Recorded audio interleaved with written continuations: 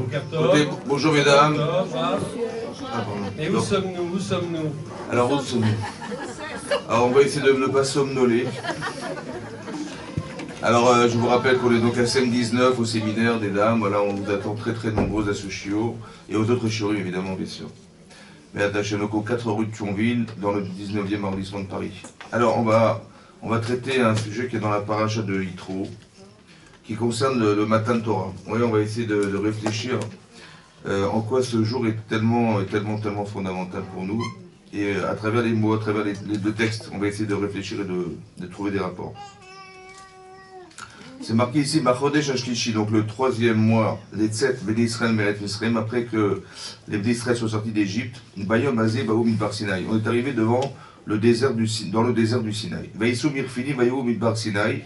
Donc on a voyagé de Réfili, mais on est arrivé au désert du Sinaï. Vayachanou, on a campé, Bamidbar, dans le désert. Vayichan Sham Israël Negedahar. Et a campé là-bas Israël face à la montagne. C'est marqué au singulier. Alors, Rachid expliquait que pourquoi on nous rappelle qu'on est parti de Réphidim pour arriver sur le désert du Sinaï. On savait pertinemment qu'on était de Réphidim. On avait besoin simplement de nous dire on est arrivé dans le désert du Sinaï. Rachid expliquait de la même manière que sur le Sinaï, on a dû faire Teshuvah. Oui. Aussi, autant de Réphidim, on est parti parce qu'on a fait la guerre contre Amalek, on a dû faire Teshuvah. On a aussi fait Teshuvah devant le mont Sinaï. Ça veut dire qu'avant de recevoir la Torah, il fallait faire Teshuvah. Maintenant, où est-ce qu'on voit dans le texte qu'on a fait Teshuvah? Alors peut-être l'allusion, elle est marquée dans Vaïchan Israël au singulier. Ça veut dire Vaïchan Israël, il a campé Israël. Non pas au pluriel pour nous expliquer Vaïchanou, on a campé au pluriel. Non, Vaïchan. Rachid expliquait, au nom de la Mechilta, qu'on était Ish Echad, Belev Echad. Ça veut dire qu'on était tous unis.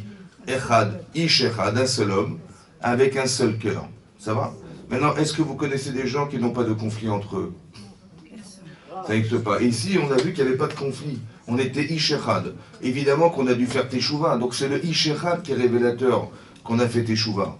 Parce que c'est pas possible, a priori, que tout le monde s'entende avec tout le monde. Or ici, on a vu que oui. On a vu que oui. Donc ils ont fait Teshuvah. Ils ont réfléchi que la condition humaine ne peut pas se faire sans qu'il y ait une association entre les êtres. Et bien ils ont fait Teshuvah. Et c'est comme ça qu'on a pu recevoir la Torah. Autrement dit, on ne peut pas recevoir la Torah si on est en conflit avec les autres. Pourquoi? Peut-être parce que si on est en conflit avec les autres, c'est que peut-être qu'on est déjà en conflit avec soi-même. Et quand on est en conflit avec soi-même, comment voudrez-vous qu'Hachem il existe dans le fait qu'on soit séparé des autres? Un petit peu comme on a souvent vu, vous voyez, que ce qui a détruit le temple, vous voyez, c'est vrai que ce sont les Perses, ce sont les Romains, c'est vrai. Historiquement, il y a eu des conflits, etc., qui s'expliquent politiquement aussi, j'imagine. Mais en vérité, le fond, c'est pas ça. Non, le fond, c'était le fait qu'il y a eu de la sinatrinam. Comme ça disait Chazal dans l'Agma, dans Yuma Aftet, que le fait qu'on ne se supporte pas les uns des autres, ou bien le fait d'avoir une inimitié, de voir quelque part des éléments qui nous séparent, ça détruit le temple. Pourquoi ça détruit le Beth Amikdash? Parce que la résidence d'Hachem dans ce monde, elle se fait dans le Beth Amikdash. Maintenant, Hachem, il est le Melech HaOlam. Mais il ne s'est pas déclaré Hachem quand il a dit les 10 commandements. Il n'a pas dit Anochi Hachem Elokechem, il n'a pas dit je suis votre Dieu qui a créé le monde.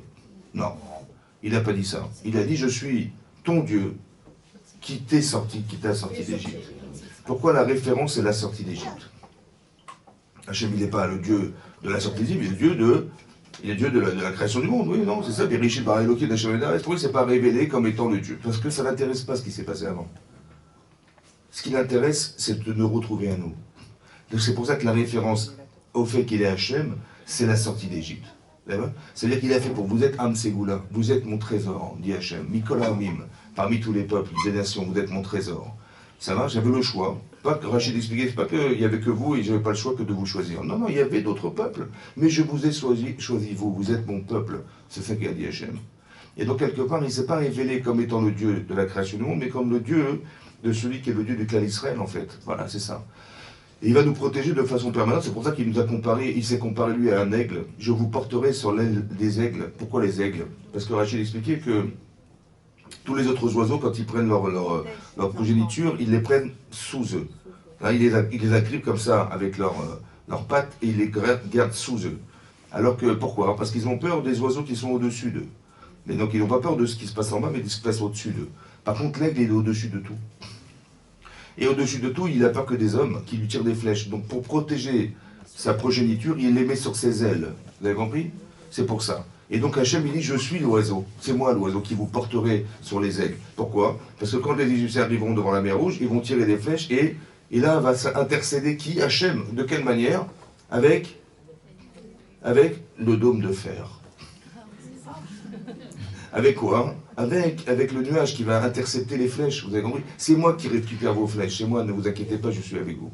Et donc Hachem, il se dévoile ici comme étant le Dieu du peuple juif, du clan d'Israël, ça qui est marqué ici, d'accord? Et donc il dit à Hachem, qu'est-ce que dit Hachem? Vata'im im shamoa tishmeu bekoli. Alors, si écoutez, vous écoutez ma voix. Donc on a besoin d'une shmiya. On doit entendre, il faut entendre et savoir écouter ce que le dit la Torah. Mais c'est pas marqué si vous écoutez mes paroles. Il y a marqué si vous écoutez le kol. La voix. Qu'est-ce que c'est que la voix? Ushmartem et beriti, et vous garderez mon alliance. Viten segula mikolamim, et vous serez un peuple de trésor pour moi. D'accord? Parmi toutes les nations. Donc il y a deux choses à savoir. Il faut d'abord entendre, savoir écouter la voix d'Hachem. Et autant qu'il faut savoir conserver ton alliance, ne pas s'assimiler, ne pas se perdre parmi les nations.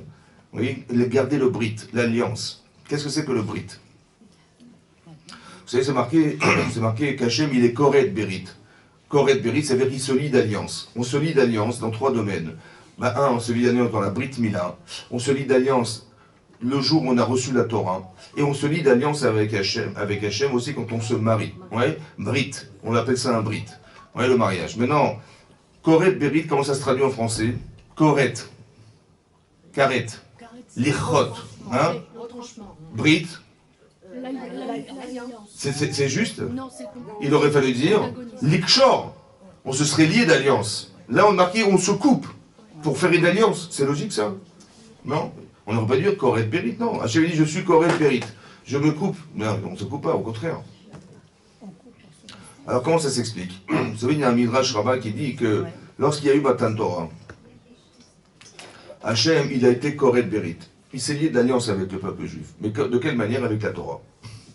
Im shamoa tishmeu el koli, les koli, il faut écouter la voix d'Hachem à travers la Torah. Et vous garderez mon alliance. Qu'est-ce que c'est que cette alliance? En fait, Hachem, il a dit, comme ça dit le Midrash, Hachem, il a dit, voilà, la Torah existe dans le ciel. De la conserver, je ne peux pas, parce que je dois vous la donner. De vous la donner, ça m'est difficile de m'en séparer. Alors venez, on va être Koret Berit.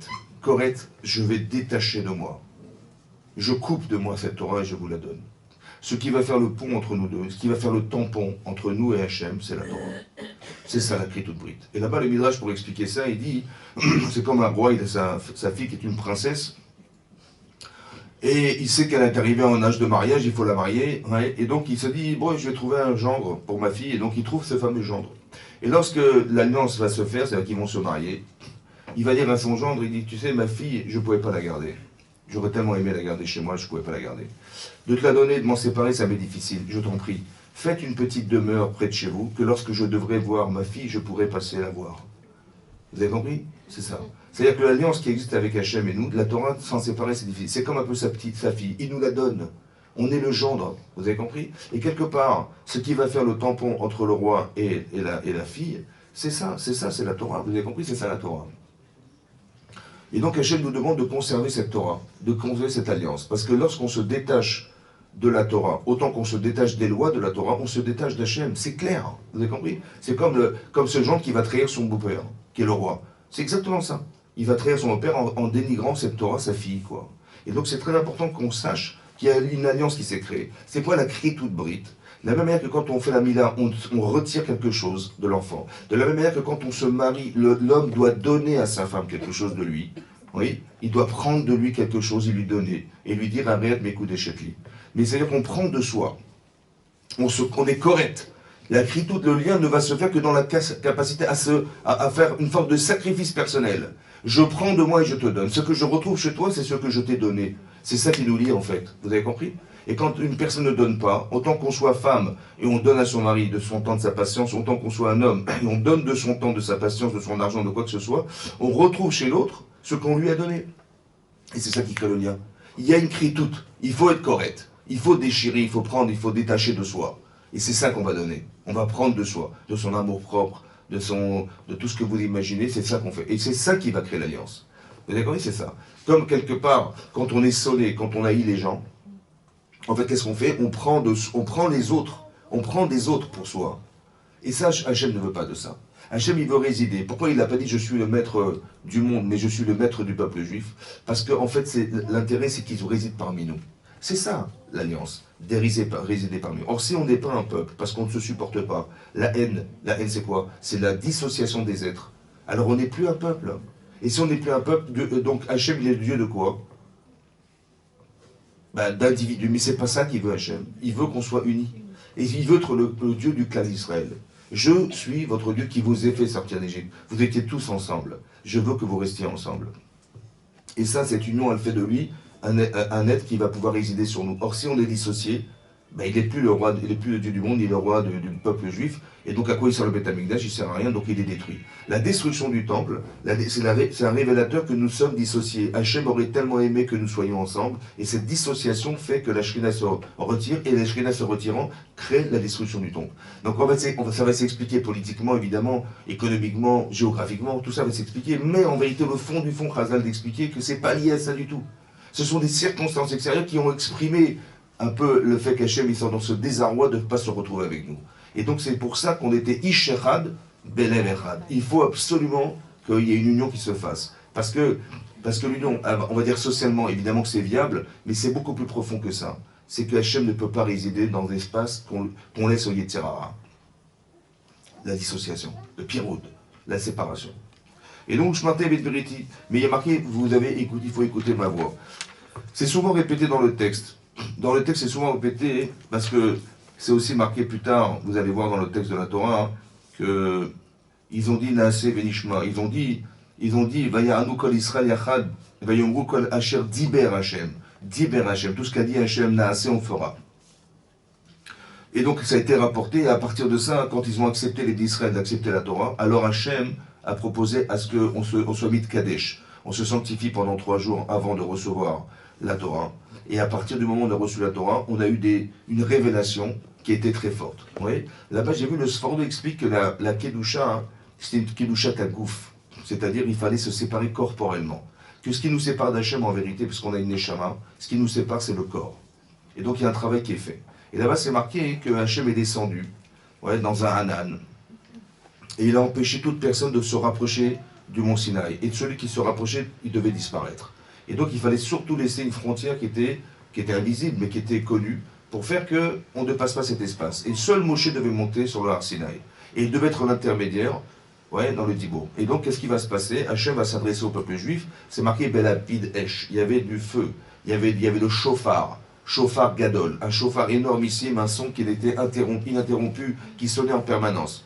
Et Rachid expliquait bizarrement, il dit que ce chauffard, c'est le chauffard du Haïl de Yitzhak Avinu. Pourquoi le Yitzhak Avinu? Mais non, le chauffard, c'est un son qu'on a entendu, qui venait du Har Sinaï. Rachid expliquait qu'il était discontinu, parce qu'un être humain ne peut pas produire un son pareil. Mais encore une fois, le col. On devait entendre le col du chauffard. On a écouté, on a vu des colottes. Il y a marqué à Tseret Adibrot, Hachem il a parlé, il a dit que 2 Diborim, 2 commandements. On n'a pas pu entendre plus que 2 commandements. Mais c'est marqué là-bas qu'il a dit. Et nous, on a vu, non pas des paroles, mais on a vu des voix bizarres. Vaïro et Takol. Rachid dit qu'on a vu ce qui s'entend, ce qui est impossible. Vous avez compris, on ne peut pas voir ce qui s'entend. Les ondes ne sont pas visibles. Mais on a vu ce qui doit s'entendre. Alors ça veut dire que quelque part, on a vu des lettres.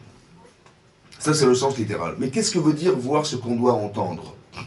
Qu'est-ce que signifie, même philosophiquement, entendre ce qui doit se voir, ou de voir ce qui peut s'entendre? Quelle est la différence entre entendre et voir? On a dû voir ce qui doit s'entendre, ce qui est impossible humainement, c'est pas possible. À part ça, c'est marqué dans le Midrash Rabbah, qu'ils sont morts. Lorsqu'ils ont entendu les Aseret Adibot, ils sont morts. Et Hachem les a fait revivre avec un tal, une rosée, qui réutilisera à la fin des temps pour nous faire revivre, à la Triatamétim. Et ça veut dire quoi? On entend la voix d'Hachem et on disparaît. C'est l'inverse. On aurait dû vivre et supervivre en écoutant la voix d'Hachem. Pourquoi il y a quelque chose qui doit disparaître en écoutant la voix d'Hachem? Vous savez que quand quelqu'un... d'où on apprend la guéroute? C'est la guéroute, c'est des gens qui viennent des nations, qui veulent se convertir au judaïsme. Toutes ces halakhot, en fait, elles sont tirées d'ici. Pourquoi? Parce que quand Hachem a dit, vous allez vous sanctifier, il fallait se tremper au mikvé avant. Il fallait être pur avant, il fallait accepter la Torah et il fallait faire la Brit Mila. Ils ont fait la Brit Mila en Mitzrayim avant de sortir d'Égypte. Ils se sont trempés avant. Vous avez lavé, ils devaient se tremper dans un mikvé. Et à part ça, ils devaient accepter, ils ont dit Naasé, on acceptera la Torah. Ces trois conditions-là sont les conditions que le guerre, il doit accepter. Donc quelqu'un qui est des nations et qui se convertit, il va avoir une Nishmat Israël. Il va tout à coup avoir une Neshama différente de la sienne qui était au départ, celle des nations. Et là, c'est marqué, il va être comme un katan chez Nolad.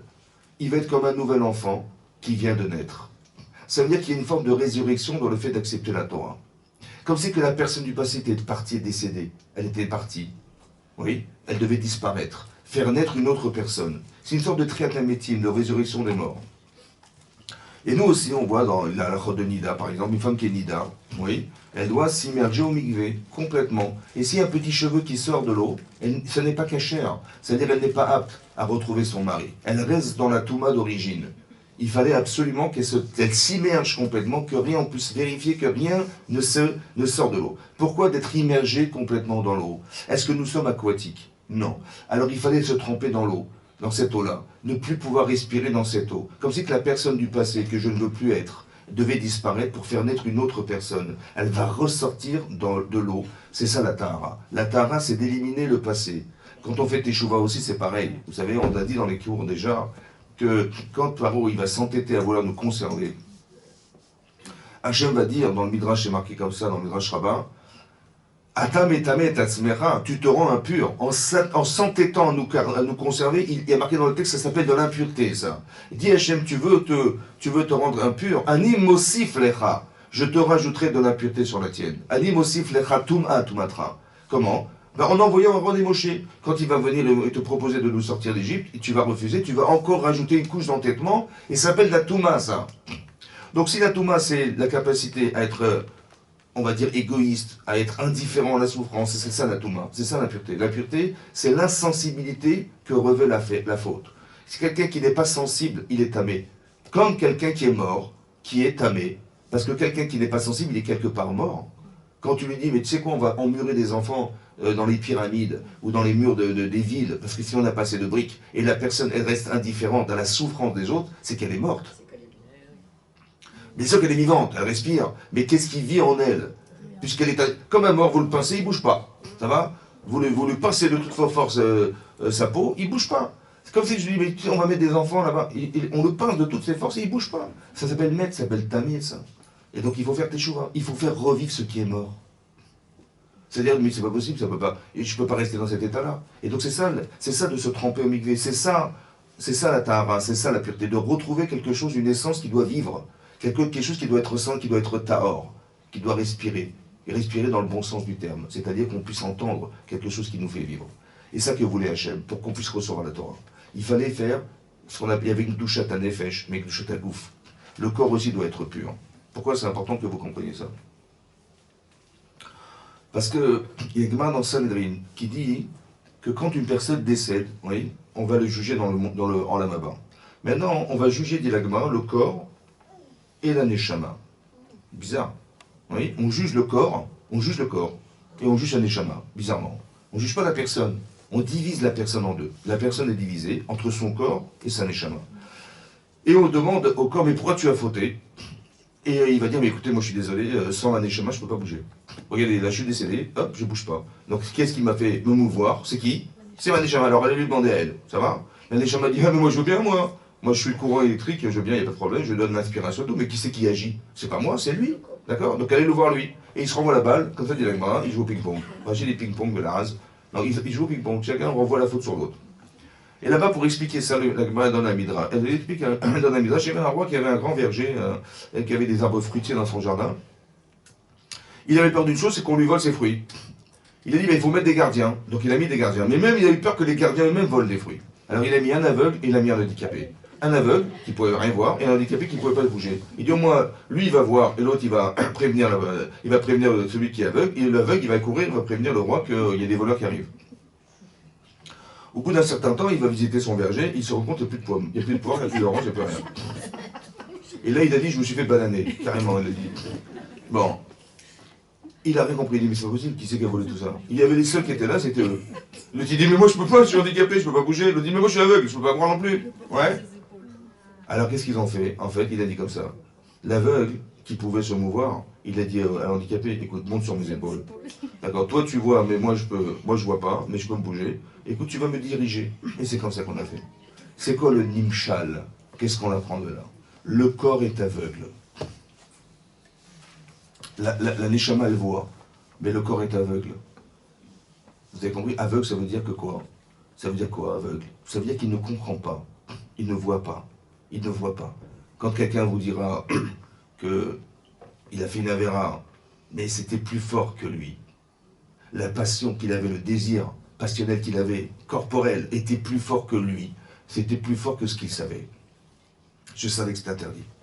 Mais j'ai pas résisté. Donc ça veut dire qu'il y a quelqu'un qui voit, mais il n'est pas assez voyant pour empêcher l'aveugle, qui est le corps, de l'empêcher de savoir. Vous comprenez? Voilà. Et donc qu'est-ce qu'il faut faire? Il faut faire un travail corporel, la kedusha du gouffre. En vérité, le problème, il vient du gouffre, parce que la neshama, elle veut bien, mais elle ne peut pas bouger. Vous avez compris? Donc elle peut qu'éclairer son corps. Il faut arriver à mettre de la lumière là où il n'y en a pas. Et là où il n'y en a pas, c'est ça. Hachem, il a dit, Vitkadishtem, vous allez vous sanctifier. Et là-bas, le Sfond dit que vous allez sanctifier votre corps. C'est votre corps qui doit ressentir.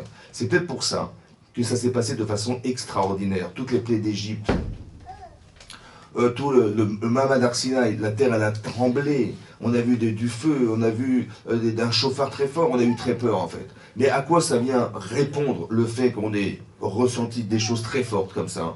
C'est marqué à la fin de la paracha, hein, qu'ils ont dit, écoute, c'était insupportable. Alors, Atat et Daber, toi tu parleras à Hachem, et nous on va écouter de toi. Il ne pouvait pas écouter d'Hachem directement. Toi tu écouteras d'Hachem, et nous on écoutera de toi. Et sur ce, il va dire, mais pourquoi vous avez peur? Ouais. Va y embaucher. Et la âme, al tiraou, n'ayez pas peur, qu'il est ba'avour nasot etrem. C'est en votre faveur qu'il vous a fait grandir, Hachem. Ba'elokim, ba'avour tirirato al penechem. Vous avez peur, donc la peur, mais la peur, c'est un sentiment corporel. En fait, mon corps, il doit comprendre des choses que ma neshama a déjà compris depuis longtemps. C'est de respecter Hachem. Alors, comment il va comprendre? Soit par le plaisir de faire la mitzvah, soit par la peur de transgresser la Torah. Et là, c'est qu'il a dit que vous aurez la crainte d'Hachem sur votre visage. Ça veut dire que le visage, ça veut dire que ce que vous allez ressentir va vous empêcher de faire une avéra, de respecter la Torah. C'est un langage qui est corporel. Le plaisir, ça doit être un plaisir, je dois encourager les gens à faire les mitzvot. Oui, d'où c'est marqué, comme d'où c'est marqué, parce que c'est marqué qu'avant qu'Hachem il se présente, avant qu'il propose à Hachem de donner la Torah, il a dit la chose suivante. Il a dit que, voilà, il a dit, vous vous adresserez, ouais, Vatomer, les Beth Yaakov, Vatomer, tu vas dire au Beth Yaakov, Vataged, et tu raconteras les Bnei Israël. Donc il y a marqué Vayomer et Vataged, la Haggadah. Et Rachid expliquait pourquoi on a utilisé ce mot Vayagen, et pourquoi les femmes. Beth Israël, c'est un Nashim, c'est les femmes. Et après les hommes. Pourquoi? Rachid dit, Kalachon azé, mais Kassé des rasés. Casser des rasés. Dans cet ordre et dans ce langage. Vatomer, c'est un langage qui est souple, qui est doux, qui est agréable. Vayomer. Vatedaber, dit Berkachot, c'est dur. Aseret à Dibrot, c'est les 10 commandements sont des ordres. Mais dans cet ordre-là, d'abord tu vas donner envie. Tu vas donner envie. Comme tu parles à des femmes. Et après tu expliqueras la complexité de la chose. Vatagel, la shon kidim, des tendons, c'est dur. Tu diras les honchim, etc.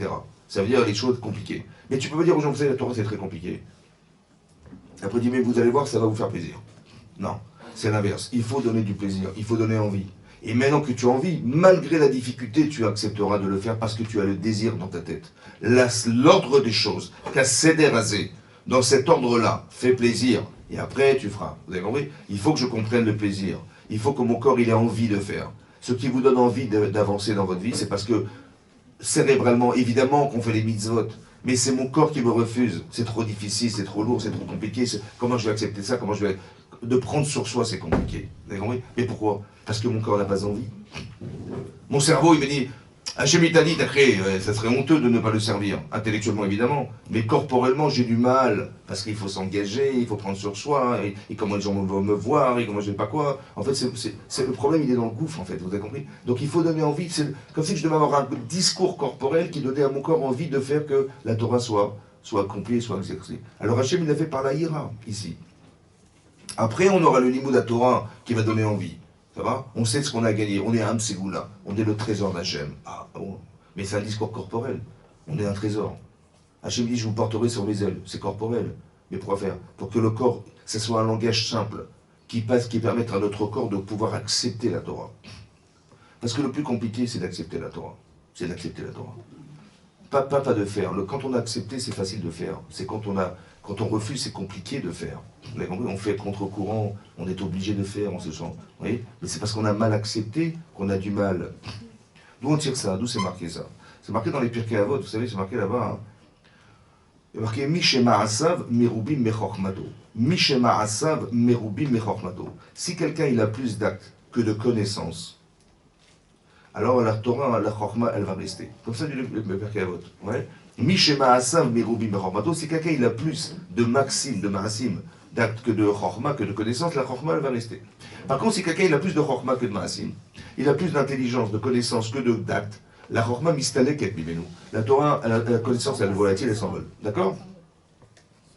Maintenant, là-bas, le Rabbeinu Yonah, vous savez, dans les Pirkei Avot, dans le chasse, il y a le texte du Pirkei Avot, vous voyez, le texte, qu'a écrit Rabbi Yonah Nassi, et sur les côtés, il y a des commentaires, il y a le Rambam, il y a Rashi, et il y a Rabbeinu Yonah. D'accord? Qui étaient des Rishonim. Moi, Rabbeinu Yonah, c'était donc du Rambam. Maintenant, qu'est-ce qu'il dit Rabbeinu Yonah? Il pose une question. Il dit, je comprends pas. Il dit, comment quelqu'un, il peut faire plus que ce qu'il sait? Marqué Ma'asav, Mirubim Mechormato. Ça veut dire, il fait beaucoup, mais il ne connaît pas grand-chose. Hein. Mais comment tu peux faire plus que ce que tu sais? Tu connais 5 choses, comment tu peux faire plus que 5? C'est impossible. Tu connais 5. Ou alors tu inventes. Tu vois. Mais comment tu peux faire plus que 5? Alors on aurait pu dire Nishma et Naasé. Attendez 2 minutes déjà que je vous explique d'abord la question. La question, ça veut dire quoi des Maasim? C'est pas possible de faire plus que ce qu'on sait. Voilà ce qu'il dit. Alors il répond comme ça. Il dit que les Maasim, ce n'est pas les actes. C'est l'acceptation des actes. Comme c'est marqué, Naasé, Venishma. Nous on dit on va faire et on va comprendre. Mais si tu fais sans savoir, tu es bête. C'est pas ça qui est marqué. C'est pas de faire sans savoir. On dit on va faire, mais après on comprendra. Donc, comment tu vas faire sans que tu aies compris? Non, Naasé, Venishma ne veut pas dire on va faire. On accepte de faire. Tu nous as sauvés d'Égypte. Tout ce que tu nous diras, Naasé, Venishma, on acceptera de faire tout ce que tu nous diras. On fera, ça veut dire qu'on fera. C'est qu'on acceptera tout ce que tu... Je ne sais pas ce que tu vas me dire, mais j'accepte déjà d'avance. Je ferai tout ce que tu me diras de faire. J'accepte de faire, c'est ça que ça veut dire. Et c'est comme ça, Machma dans l'Agmara, dans Shabbat d'affaires d'Amoudbet, que Naasé ne veut pas dire faire. On acceptera de faire. Mais qu'est-ce que ça veut dire? Pour vous donner l'exemple. Il y a des gens qui font des études, ouais, ils passent des concours. Ouais, quelqu'un il fait médecine, par exemple, c'est un concours. La première année, c'est un concours. Mais c'est quoi le concours? C'est d'apprendre des matières, apprendre la matière, et de les sélectionner selon la capacité qu'on a de mémoire, d'intelligence et tout. D'accord? Donc il y a beaucoup de chorma. Maintenant, on va l'interroger, il va réussir son examen, ok. Donc il passe en 2e année de médecine. Allez lui demander, 3 mois plus tard, tu te rappelles de ce que tu as appris ou pas? Pas grand-chose. Pourquoi? Parce qu'il n'y a pas de Kabbalah Tamaasim. Je m'explique. Il n'a pas accepté d'être médecin. Il a juste accepté de faire passer un examen. Mais cette chorma, hein, elle est plus importante que l'acceptation des actes. C'est pour ça qu'elle est volatile. Par contre, quand il va être médecin, quand il va être ingénieur, quand il va être je sais pas quoi, il va être un Talmid Chacham, il va être Rosh Yeshiva, il va être ce que vous voulez. Ouais. Il faut accepter d'être en Rosh Yeshiva pour connaître. Quelqu'un qui veut être quelqu'un, ouais, il va beaucoup plus réviser parce qu'il sait que demain, il va être Rav, il va être je sais pas quoi, il va être Dayan, il faut... J'ai pris sur moi d'être cette personne, donc il faut que j'apprenne, mais je ne peux pas être sans savoir. Comment quelqu'un peut être médecin sans connaître les médicaments? Comment il peut être médecin sans savoir faire un diagnostic? Il ne peut pas. Donc tout ce qui va être lié à ce qu'il a accepté d'être, comme si que l'acceptation c'est le réceptacle de la connaissance. C'est parce que j'ai accepté d'être cet homme et d'être cette femme que la chorma elle va se greffer. Naasé venishma. Naasé, d'abord j'accepte. Et après je vais en comprendre. Après j'accepterai de savoir. Vous avez compris? C'est ça. Comme des enfants qui sont perturbés à l'école, ouais. Ouais, ils s'amusent, ils font les clowns, ils font les machins, ils jettent des cris sur les profs. En fait, Il dit, bon, en fait, la cour d'école et la classe, c'est pareil. Bon, on dit, bah, écoutez, il a des lacunes, cet enfant a des lacunes, qu'est-ce qu'on va faire? Ben, on va lui donner des cours particuliers. Le soir, bah, écoutez, il sera puni, bah, écoutez, il va avoir un professeur privé qui va venir lui faire des cours de mathématiques, des cours de codage, des cours de je sais pas quoi. Voilà. Et c'est comme ça qu'il va combler ses lacunes. C'est ça ou pas? Dites non, dites non. Non. C'est pour ça. En vérité, le problème, il n'est pas là. Le problème, c'est qu'il n'a pas accepté d'être un étudiant. Vous avez compris? Il croit que la cour d'école, c'est la même que dans la classe. C'est pareil, on s'amuse là-bas, on s'amuse là-bas. Il n'a pas compris le sens de l'école. Il n'a pas accepté le sens de l'école. Il n'a pas accepté qu'il ait un professeur. Il n'a pas accepté ce qu'il a à faire dans une école. Il n'a pas accepté d'être un élève, être un étudiant. Il n'a pas accepté. Parce que s'il avait accepté, ben, il serait studieux, il écouterait le professeur. Donc le problème, il n'est pas dans la capacité à entendre, mais dans l'acceptation d'être. Il n'est pas l'étudiant. Il croit qu'il est là pour s'amuser. Non, il n'a juste pas compris. Il faut juste que tu lui expliques quel intérêt il a d'être à l'école. Qu'est-ce que c'est qu'un professeur? Qu'est-ce que c'est qu'un directeur? Qu'est-ce que c'est qu'une école? À quoi ça sert une école? Qu'est-ce qu'on fait là? Voilà. Et tu lui expliques. Après, tu lui donnes envie d'être. Et tu donnes envie. Ben là, il va accepter d'être un étudiant, évidemment. Et donc là, il va dire, oui, ben, je vais écouter le professeur. Un enfant, il ne sait même pas ce qu'il a à faire à l'école, vous comprenez? Il apprend les mathématiques, il apprend les géographies, juste, on apprend pour se faire interroger. On ne donne pas envie. Il faut que tu donnes envie. Il faut que tu acceptes d'être cette personne. Naase venishma. Naase, ça veut dire j'accepterai. Mais Hachem, il a fait. Qu'est-ce qu'il a dû faire pour nous faire accepter la Torah? Il nous a sortis d'Égypte, ce qui est énorme. Est-ce que vous pouvez renier le fait d'avoir été sauvé? Non. Maintenant que tu acceptes d'être cette personne, alors toute la Torah qui va avoir avec, tu vas l'accepter. C'est ça que ça veut dire. Mais c'est marqué qu'on a vu des colottes. C'est quoi le col? Ah, justement, c'est ça le col. Alors en fait, on est inspiré par le début de la paracha. Le début de la paracha. Le début de la paracha s'appelle paracha Yitro. Mais pourquoi Yitro? C'est marqué Vaishma Yitro. La Shnia. Il a entendu Yitro. Et kol asher asa Hashem. Ouais. Donc il a entendu Yitro. Choten Median. Et kol asher asa Elokim le Moshe Yisrael Amo. D'apprendre à entendre. Il est marqué Shamu Amim Yergazon. Il était venu avoir entendu? Shamu Amim Yergazon. Ils ont tremblé.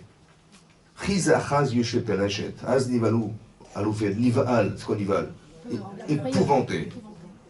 Donc ils ont entendu ou pas? Namogu. Ils ont fondu carrément. Donc ils ont entendu ou pas? Rachid dit Mâche-moi Shama ou pas? Mais qu'est-ce qu'il a pu lui entendre et qu'il a fait se convertir? Mais tout le monde a entendu. Mais personne n'est venu se convertir au judaïsme. Pourtant ils ont entendu ou pas? Quelle qualité d'écoute il a pu avoir, Yitro, pour lui venir? Son pharaon, il a dit on jette les enfants dans le. Mais qu'est-ce qui. Attends, mais la question elle est claire.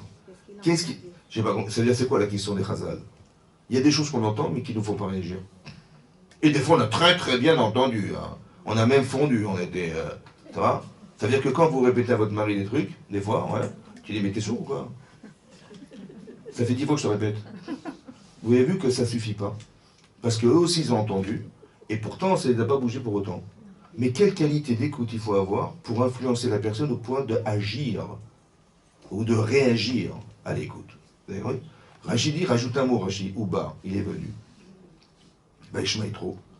Eze Shmoa, quel Shmoa il a pu entendre, et il est venu, et il a bougé, et il a réagi. Ça veut dire que c'est très intéressant de pouvoir réfléchir et de savoir quelle qualité d'écoute il faut avoir, la manière dont on a d'écouter pour réagir à ce qu'on sait. Alors qu'on peut savoir des choses, et ça ne nous fait pas bouger pour autant. Vous avez vu que ils ont entendu, ils ont tremblé, ils ont fait, pourtant personne ne dit « Ah, ça c'est Dieu, ça c'est machin, on va se convertir au judaïsme, c'est zéro. » C'est marrant, hein? Donc quelle écoute il faut avoir? C'est ça la question, mâche-moi. On voit que Yitro, il est spécial.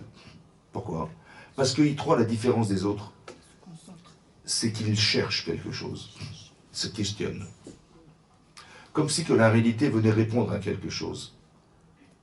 Quand vous demandez à des gens, quand c'est marqué dans Rashi, il a entendu la guerre contre Amalek, et il a entendu la ouverture de la mer Rouge, ça l'a révolutionné. Cette chimia-là, il a entendu des choses, mais tout le monde a entendu. Qu'est-ce qu'il a pu entendre, lui, de spécial? Si je vous pose la question, mais qu'est-ce qu'il a pu entendre pour le faire se convertir au judaïsme? Mais tout le monde a entendu la ouverture de la mer Rouge. Tout le monde a vu, tout le monde a entendu aussi le Mamad Arsinaï. Tout le monde a entendu la guerre contre Amalek. Un peuple aussi puissant qui a été vaincu par le peuple juif à l'époque. Et pourtant, ces gens-là, ils n'ont pas pourtant, ça ne les a pas remué. Qu'est-ce qui a pu le remuer? Qu'est-ce qu'il a pu entendre là-bas? Alors là-bas, le Maharal de Prague, il explique comme ça. Pourquoi ces deux phénomènes, et pas, par exemple, les 10 plaies d'Égypte? Voilà. Ça, le 10 plaies d'Égypte, c'est impressionnant ou pas? Bien sûr. Et ça n'a pas pour autant bougé. Alors il explique pourquoi, il explique comme ça. En fait, la réponse est dans la Torah. Quand les Khartoumé Paro, les fameux sorciers, les fameux savants de Paro, ils n'ont pas pu reproduire Makat Kinim, l'époux, ils n'ont pas pu. Ils ont dit c'est trop petit. Ils ont dit Etzba Elokimi. Ça, hein, c'est le doigt de Dieu. C'est le doigt de Dieu. Le doigt. Comme c'est qu'ils montraient du doigt. Quand on dit montrer du doigt, ils ont dit ça, c'est pas ça, c'est que lui, hein, c'est pas nous. Ils ont montré du doigt. Vous voyez, comme ça on dit en français montrer du doigt. Etzba Elokimi. Nous, quand la mer elle s'est ouverte, on a dit Etayad à Gedola, Asher Asa Hashem. Etayad à Gedola. On a dit la main, et eux ils ont dit le doigt. Alors ils s'interrogent, le Maharal dit pourquoi ils ont dit le doigt, ils ont dit la main. En fait, le doigt, c'est un élément de la main. Quand on dit avoir une main mise en français, c'est quoi la main mise? Hachem, il a une main mise sur le monde. Mais comment ils ont vu ça dans la Kriyat Souf? Ah, écoutez-moi bien. C'est marqué dans Rashi que Vaïbakeru Amaïm, les eaux se sont fendues. Pourquoi les eaux au pluriel? L'eau, elle s'est fendue. Toutes les eaux. Chazak. Toutes les eaux. De la mer, de toutes les mers. Qu'est-ce que vous entendez de là? Qu'est-ce que vous avez compris? Vous avez compris les mots. Mais est-ce que vous avez compris le col? Qu'est-ce qui se cache derrière les mots? Les nations entières, elles vont voir. Qu'est-ce qui est marqué là-bas? Écoutez-moi bien. Là-bas, le Maharal de Prague dit comme ça. À l'époque, les gens pensaient que les océans étaient des dieux. Pourquoi? Parce que un dieu, il est indépendant. Jamais la mer Méditerranée, qui a des courants particuliers, elle peut rentrer dans la Manche, dans la Pacifique, dans l'Atlantique, dans la mer du Nord, dans la mer Noire, dans la mer Rouge, dans tout ça. Non. Chaque océan, il a son individualité, ses courants à lui. Ouais. Ce sont des dieux. D'accord? Mais non, la mer, elle recouvre les 2 tiers de la Terre. La planète Terre est recouverte des 2 tiers de mer. Et chaque océan est indépendant de l'autre. Personne ne pourra donner une information ou un ordre à un autre Dieu que lui-même. Personne. Maintenant, Hachem, il fait appel, Moshe fait appel à Hachem. Il dit ouvre la mer. Et tous les océans se sont ouverts. Mais qui c'est qui a pu donner l'ordre à tous les océans qui dominent la terre de s'ouvrir? Il n'y a que Hachem. C'est en ça. Il ne cherchait pas à savoir qui c'est qui est le maître. Qui c'est qui est le maître d'un élément de la terre? On dit, ah, Dieu, il est plus fort que le Nil, super. Il est plus fort que les grenouilles, plus fort que les poux, plus fort que, etc., etc. C'est un doigt, ça. Ça ne démontre pas qu'il est maître du monde. Il cherche à savoir, mais qui était le maître du monde? Qui c'est qui domine ce monde? Donc il va pratiquer tous les idolâtries possibles, imaginables pour savoir qui est le dominant. Quelle est la tour de contrôle de ce Olam? C'est ça qu'il cherchait à savoir. C'est ça, Dieu. Il a vu que tous les océans de la mer se sont ouverts. Ah, il dit, ça, c'est Hachem. On fait appel à Hachem, mais qui c'est qui peut donner l'ordre à tous les océans de s'ouvrir, alors qu'aucun des dieux en toi ne peut permettre à l'autre d'enfreindre sur la liberté qu'il a d'exister seul? D'ailleurs, oui, voilà. Ça, c'est Hachem. C'est ça qu'il a vu. Mais pourquoi il a vu lui? Les gens ils disent, ah ben alors Dieu il est puissant, hein, il a ouvert tous les océans, super. C'est pas ça qu'il voulait te dire Hachem. Ça, c'est ce que tu as vu, ça. Mais qu'est-ce qu'il a voulu te dire? Il a voulu te dire, je suis le dominant. Parce que personne d'autre que moi peut ouvrir tous les océans qui recouvrent toute la terre entière. Ça, c'est l'ouverture de la mer Rouge. La mer, ça, c'est la guerre contre Amalek. La guerre contre Amalek, c'est marqué que les mains de Moshe Rabbeinu, elles étaient kvedim, pesantes. Et donc, Tamrou, ils ont supporté Moshe Aaron et Hur, ils ont porté ses mains. Pourquoi? Parce que quand on levait les mains, ils levaient les mains, alors on gagnait. Et quand on baissait, ils baissaient, on perdait. L'Agma demande dans Sota, il dit, tu crois parce qu'il levait les bras, on gagnait, quand il est baissé, on perdait? Non, c'est quand les d'Israël levaient les yeux vers le ciel, alors ses bras se levaient. C'est le baromètre de la Emouna, c'était les bras de Moshe Rabbeinu. Alors il a dit, mais donnez-moi une pierre, Moshe Rabbeinu, je vais m'asseoir dessus, je vais être en souffrance pour le peuple juif. Et je veux associer Aaron et Hur avec ma souffrance. Et on va ensemble permettre au clan d'Israël en priant de leur faire gagner la guerre, de leur donner le courage de la Emouna. Ça va? Et c'est marqué, ils ont fait ça ad bo Hashemesh, jusqu'à ce que se couche le soleil. Pourquoi le soleil? Pourquoi se couche le soleil? Rachid expliquait là-bas hein, que Amalek, il pense qu'on on subit des mazalotes. Vous savez, on subit notre vie. Il pense comme ça, il pense qu'au-dessus du mazal, il n'y a rien. Il y a les 12 signes zodiacales, il y a les planètes, l'orientation des planètes, etc. Ouais, tout est marqué dans le ciel. Donc si ils sont sortis d'Égypte, vous savez quoi? Regardez dans le ciel, il y a Vénus en face de machin, c'est normal. Si la mer s'est ouverte, mais c'est normal, le vent c'est telle planète qui a fait bouger tel truc, et voilà, c'est pour ça qu'ils ont eu de la chance. Mais la chance, ça va, ça vient. Vous avez compris ou pas? Mais c'est bidon tout ça. Il dit je vais rentrer dans l'eau bouillante pour vous montrer que la Hirat Shamayim qui a provoqué chez vous le fait de voir tous ces phénomènes, je vais l'éteindre. Ce phénomène, je vais l'éteindre. C'est ce qu'il voulait faire. Amalek, il a pour objectif de nous faire croire qu'au-dessus de tout ça, il n'y a rien. Vous avez compris ça? Nous, on fait la guerre contre cette idéologie-là. C'est pour ça que le nom de Dieu, ce ne sera jamais complet, tant qu'il y a des gens qui penseront qu'il n'est pas complet. C'est ça que ça veut dire. C'est ça la guerre contre Amalek. Qu'est-ce qui va se passer? Akbo Shemesh. Là-bas, Rachid expliquait, vous savez ce qu'il a fait Hachem? Hachem, Moshe, il a demandé à Hachem d'arrêter le soleil. La terre s'est arrêtée de tourner. Et comme en vérité ils avaient calculé l'heure à laquelle ils devaient gagner la guerre, parce qu'ils ont vu dans les astres qu'à telle heure de la journée, c'est là qu'on va gagner la guerre. Qu'est-ce qu'il a fait Moshe? Il a dit stop au soleil. Donc il a arrêté les heures. Donc il a arrêté le temps, le mazal. Donc l'heure à laquelle il devait gagner, il devait être à Shaot, dit Rashi. Mais pourquoi il a fait ça? En fait, pourquoi il a fait ça? Mais qui sait qui peut être au-dessus du mazal?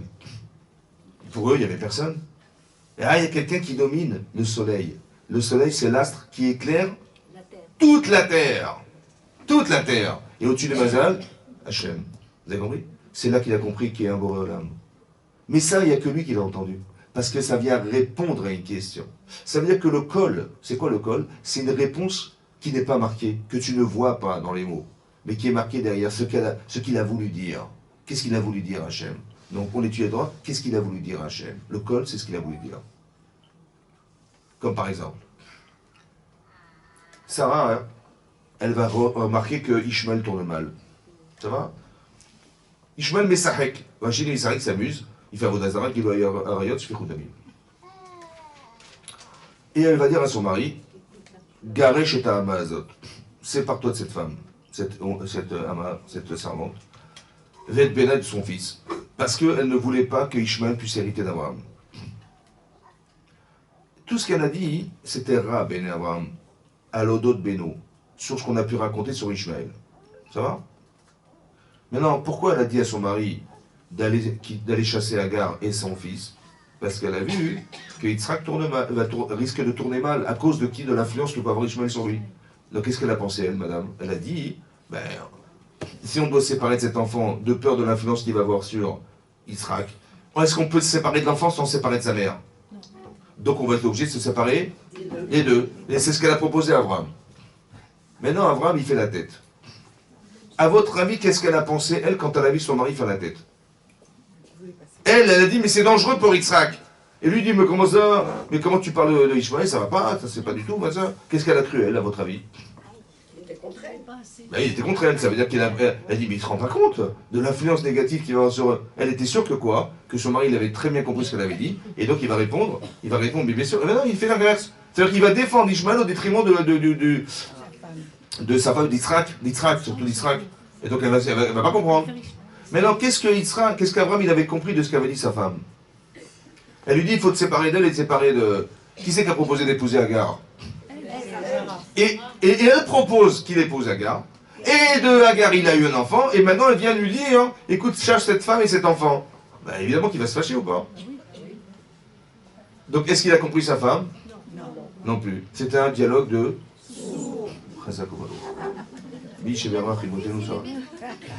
J'ai compris. Maintenant, Hachem, qu'est-ce qu'il va lui dire? Shma Bekola. Pas Be-Coca-Cola. Cola. Pourquoi il n'a pas dit écoute le dibour de ta femme?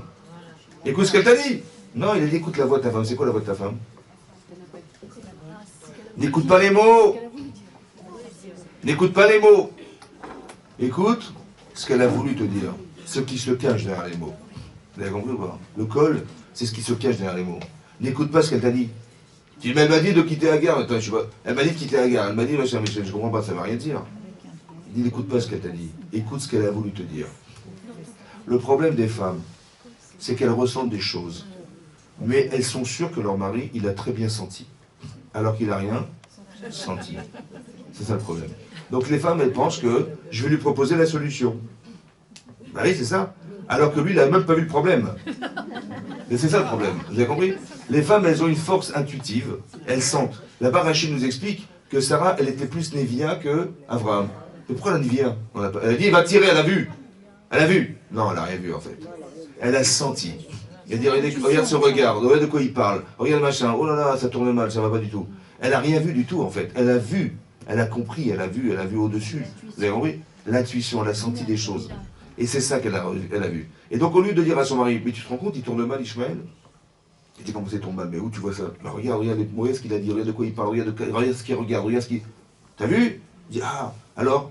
Oh là là, et le pauvre Yitzhak, il va tomber sous l'influence de cet enfant, ça va pas? En plus, c'est son aîné, ça va pas? Alors, qu'est-ce qu'on fait? Elle avait dit, qu'est-ce qu'on fait? Mais il faut se séparer de lui, évidemment. Et si comment on va se séparer de lui sans se séparer de sa mère? Évidemment. Si elle avait dit ça à son mari, est-ce qu'il aurait accepté? Oui, bien sûr qu'il aurait accepté. Seulement, elle n'a pas explicité son malaise. Elle a dit directement la solution à son mari. Alors lui, il ne comprend pas. Il dit, qu'est-ce que tu comprends pas? Et ça, vous avez compris? C'est-à-dire qu'il y a une shmiya, mais la qualité de l'écoute. À quoi ça vient répondre? Dorénavant, si j'ai pas compris mon mari, ou j'ai pas compris ma femme, je dis, écoute, j'ai pas compris ce que tu veux. Je dis pas, mais t'es folle? Ou t'es fou? T'es fou? En fait, j'ai pas compris. J'ai pas été capable de déterminer le col. La voix. Vous avez compris? Le col. Quand il est marqué qu'on a sonné du chauffard, c'était le chauffard de qui? De la corne de Yitzhak. C'est quoi le col là-bas? C'est quoi à votre avis le col? Il y a marqué qu'il y a Kifshan Haesh. Vous avez vu que quand il y avait de la fumée, c'est comme le four. Le Kifshan, ça vous rappelle qui? Abraham. Et le col? Akol, Kol, Yaakov, Vayadaim. L'autre, il s'arrête sur la main, sur la physionomie des choses. L'autre, c'est la voix. On ne s'arrête jamais. La Torah, il y a marqué Kol Torah. C'est quoi Kol Torah? La Torah, c'est des mots. Mais qu'est-ce qui est caché derrière? Mais c'est infini ce qui est caché derrière. Vous savez pourquoi les Israéliens sont morts pendant l'ouverture, pendant le matin de Torah? Vous savez pourquoi ils sont morts? Parce qu'ils ont atteint un niveau où ils étaient avec Hachem. C'était un autre monde. C'est ça. C'est comme un traité métime. Il y aura un autre monde. Après ce monde, un autre monde. Ils sont arrivés dans l'autre monde. Et donc ils étaient avec Hachem. Mais comme ils sont humains, ils n'ont pas supporté ça. Vous avez compris ce que je veux dire? Hachem dit, mais venez me retrouver. Comme si qu'on devait rester sur terre dans un autre monde. C'est ça là, c'était ça. Quand ils sont morts, en vérité, la mort, c'est d'accéder à autre chose. Quand le guerre se convertit, il devient un autre homme. Il n'a même plus de rapport avec son passé, avec ses enfants. Comme s'il était nouveau. Comme si Hachem, il voulait qu'on renaisse. On soit une autre personne. On ne soit pas victime de notre gouffre, de la main des saves. Mais de Kol Yaakov, on voulait être dans la voie, dans ce qui ne se voit pas. Tu vas voir ce que tu devrais entendre. Vous avez compris? Quand Hachem a dit écoute la voix de ta femme, tu vas voir ce qu'elle a voulu te dire. Tu vas voir le col en fait. Tu vas voir le col. Tu vas voir ce qui ne se voit pas. Le son ne se voit pas. Je veux t'apprendre à regarder derrière les mots, derrière la physionomie de ce que tu vois. Vous avez compris? Quand il nous arrive quelque chose, qu'est-ce qu'on fait nous? On s'attache sur ce qu'on a vu. Non, essayez de comprendre ce qui se cache derrière ce que vous voyez. La Emouna, c'est quoi? C'est de croire en ce que vous ne voyez pas. C'est ça, non? Essayez de comprendre qu'il y a un col derrière. Oui? Ne vous arrêtez pas à la forme. Essayez de comprendre que derrière ce que vous voyez, il y a autre chose. Tu dis, mais le Chorban Abayit, on l'a compris, c'était Titus. C'était Nebuchadnezzar. Non. Il y a un col derrière. Il y a autre chose. C'est la Trédam. Mais ça, tu peux le comprendre que si tu es Béchalom avec toi-même et avec Hachem. Comme Hachem aussi, il voudrait tout informer. Il voudrait que quoi? Que ta Neshama puisse tout te dire. Mais c'est dommage que tu ne conserves pas le Brit. C'est dommage que tu ne sois pas capable d'être Shomer Torah et Mitzvot. Parce que si tu étais Shomer et Torah et Mitzvot, tu verrais que ce que je vais te dire, c'est le col que Hachem il aurait voulu que tu entendes. Mais ça ne peut se faire que si on est Shomer le Brit, on accepte l'alliance. qu'on accepte, on a pris sur soi d'être cachère, on accepte sur soi de faire les mitzvot, on a pris sur soi d'être, entre guillemets, les bons élèves. Vous avez compris? Voilà. Et dès l'instant où tu prends sur toi, mais Hachem, il peut te parler. Mais si tu dis non, non, moi je me divise, ou ça je fais, ça je fais pas, on verra, ça j'accepte. Oh, bah Hachem, il n'est pas là. C'est dommage de se priver du Ziv Asherina, du message. Vous avez compris? Une femme, elle a ce que l'homme n'a pas, c'est cette intuition. Mais c'est très spirituel. C'est très spirituel. Ça se trouve nulle part ailleurs que dans la jante féminine. Il n'y a personne qui a des intuitions pareilles. C'est-à-dire que c'est un roi Hakodesh, quoi. C'est quelque chose qui est très spirituel. Mais cette force, une femme, elle a. C'est comme si que son corps, il avait moins d'impact sur elle. Moins d'impact sur elle. C'est peut-être pour ça qu'une femme a moins de mitzvot. Parce qu'elle n'a pas besoin de devenir, puisqu'elle est déjà quelque chose. Vous voyez? Toutes les aspects chez Ashman Gravan, c'est une Torah. Pourquoi Torah? Pourquoi elles sont exemptées des mitzvot? Une certaine mitzvot. Parce qu'elle n'a pas besoin de passer par la mitzvah pour devenir. Elle est déjà quelque chose. Vous avez compris? Isha. Voilà. Elle a déjà le hé. Donc elle a déjà quelque chose en elle. Et ça, c'est très fort. Vous voyez, il y a du hesh et il y a du hé. Il y a déjà le hé. Il y a déjà le hesh. Le hesh Hachem. La simcha qu'elle a derrière, c'est ça le hesh. Alors ça, cette simcha-là, hein, elle peut lui permettre d'être lucide d'une autre manière qu'un homme.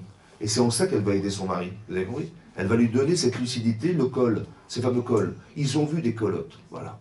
C'est ça que je voulais vous expliquer que il faut être ma'amine dans ça.